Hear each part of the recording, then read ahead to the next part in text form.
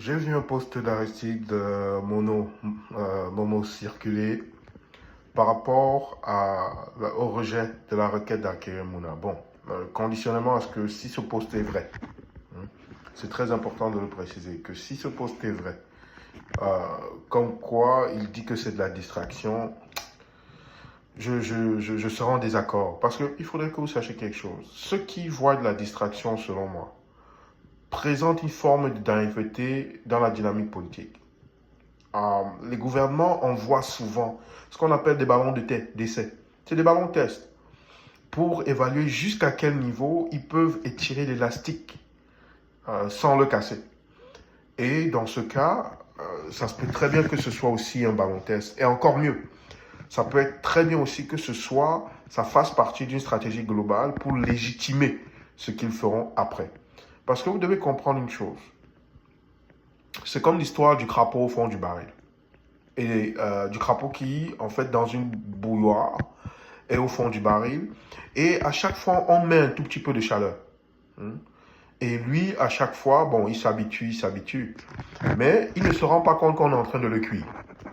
C'est le jour où, là, on met le feu au maximum, qu'il est trop tard.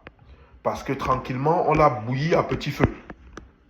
C'est le même principe. C'est que ce qu'ils vont essayer de faire, c'est qu'ils vont envoyer à chaque fois, dans une stratégie globale possible, ils vont envoyer à chaque fois des petits éléments que la Cour constitutionnelle va rejeter. Ce qui va tranquillement dans notre subconscient crédibiliser la Cour constitutionnelle. Et en même temps, ça leur permet de tester les scénarios. Plus on est inactif, plus on ne fait rien, plus la température augmente. Donc quand ils vont décider de bloquer l'élection, on ne pourra plus rien.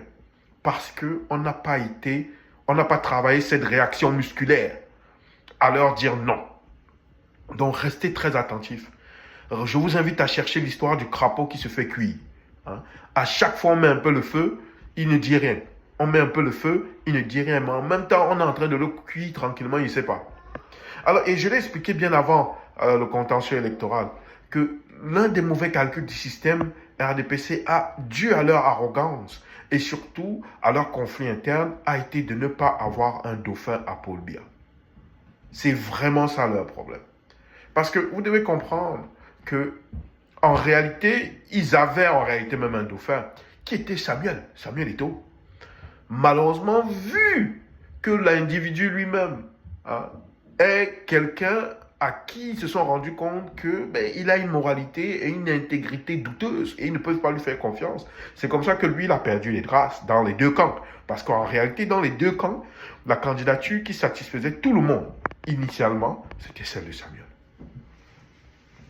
Et là, malheureusement, dû à leur incompétence, ils sont en mode panique. Et c'est pour ça que vous les voyez mettre le feu de plus en plus, rapidement.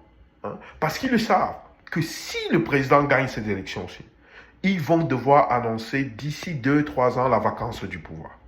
Parce que sa santé ne lui permet pas. Et ils vont devoir soit relancer les élections ou assumer leur manteau de dictateur. Mais nous, en étant le crapaud dans la bouilloire, il sera trop tard. Parce qu'on n'a pas réagi initialement. On s'est habitué. On s'est habitué à ces éléments autocratiques qu'ils ont mis en place. Et quand ils vont verrouiller, on sera encore chez nous.